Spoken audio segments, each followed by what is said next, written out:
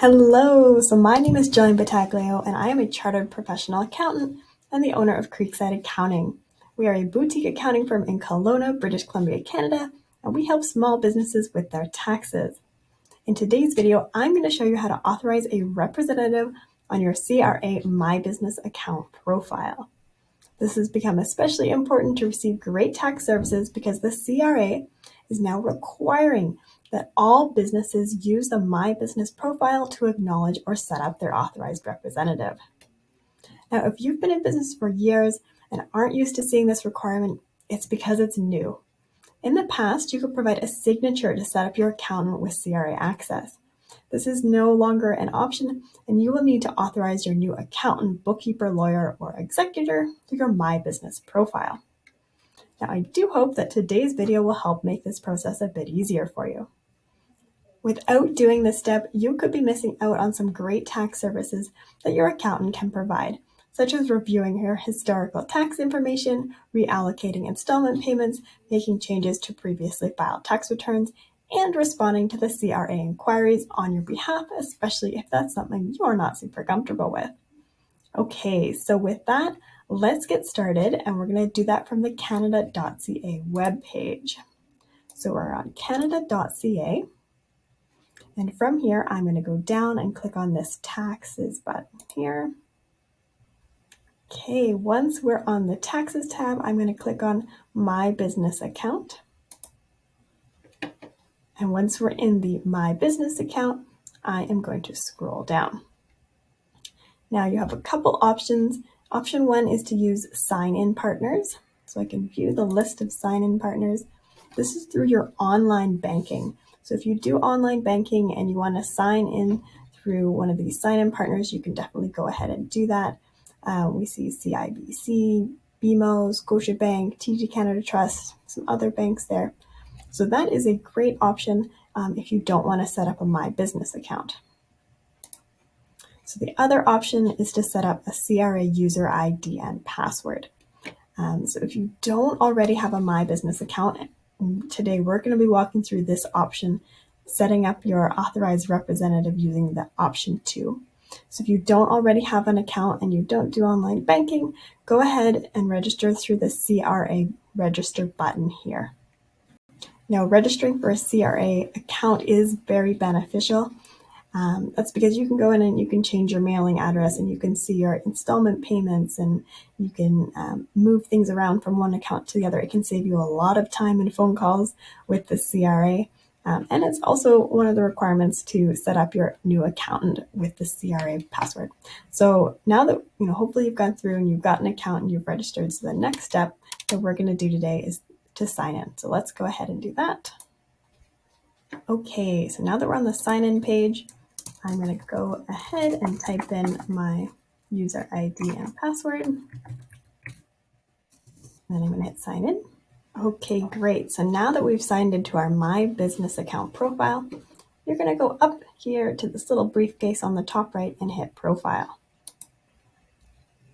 Okay, so now that we're in the profile, this is a great place you can go in. You can review your addresses, make sure they're where you want your mail to be going. You can review your owner information, make sure that CRA's got the correct information on file. You can set your notification preferences.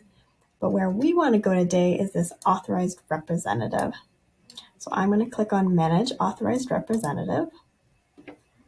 Okay, now that we're in the Authorized Representative section, we can see the information that you're going to need to set up your new accountant, bookkeeper, executor, lawyer with the information to connect them with your CRA My Business account information. So they may have given you what's called a rep ID. They may have given you their business number, or they may have given you their group ID as well. So one of these three things they will have provided you so you can connect through your CRA account. Now, if you're a Creekside Accounting client, you will have received an email with our business number. So keep that in mind, that you're looking for that email and that business number to authorize us.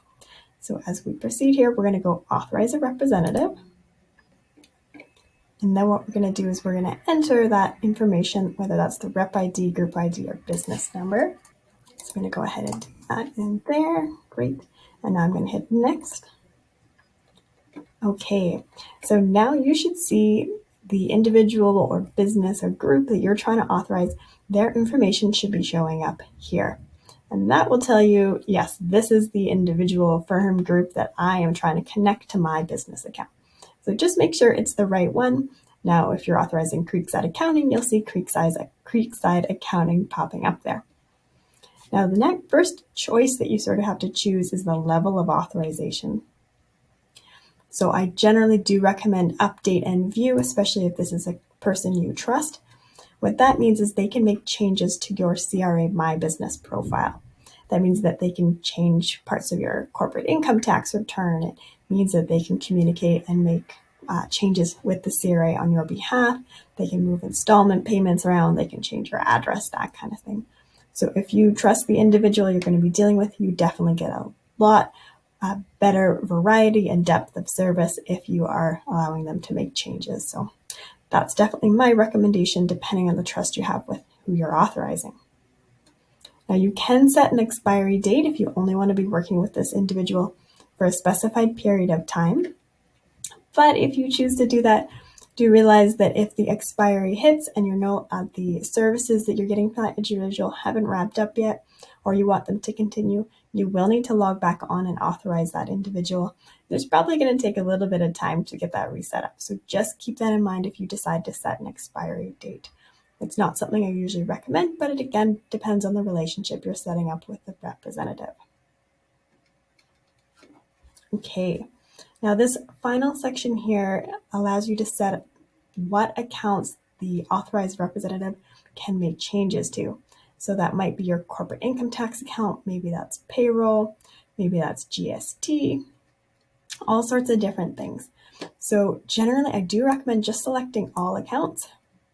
If you're getting the services of an accountant and you need them to do a variety of things for you, then all accounts gives them the availability to go into all these areas, find information that they need to provide the services that you're looking for. So I do recommend just saying all accounts, even if they're not helping you with all areas. Maybe you've got a payroll service provider. Your accountant won't be working in that area directly. If you have issues that pop up later on, it's just really nice and easy for them to have already had access. So that's my recommendation. But again, it does depend on the trust you have with the individual you're setting up. Okay, so if I scroll back up here, once you've confirmed the name of the firm, you've selected your authorization level, you've decided whether to or to not include an expiry date, and you selected the accounts, go ahead and hit next. Okay, so we are on this confirmation tab. So again, I'm just going to review, make sure that the firm I'm looking for or the individual or the group is what's represented there. I'm going to make sure that all the accounts that I had selected and the level and all years, that it doesn't expire. Everything on the previous page is still accurate. Then I'm going to confirm that the Canada Revenue Agency can deal directly with this representative on my behalf. This is the advantage of having an accountant, someone you trust. All right, next I'm going to hit submit. Okay, now finally this page doesn't look a whole lot different from the previous one, but what it is a confirmation of everything that just happened. So I would recommend printing this page, maybe to PDF, and then sending an email to your accountant or your new representative, letting them know that you are good to go and they can go ahead and start providing you the services that you had talked about. So if you don't let them know, they may not realize that you've granted them access, so please do go ahead and touch base with them so that your services can get started. Okay, that's all I have in this video for today. I do hope it was helpful. If you're looking for small business tax services or accounting services, do make sure to check out our full service accounting firm, Creekside Accounting. We're online at CRA Or if you're looking for some tax resources, maybe some videos or courses to help get you started on things like GST, payroll, small incorporation decisions, that kind of thing, just some online resources, please check out taxworks.ca. Okay, that's all I have for you today. Thank you so much for watching. Bye for now.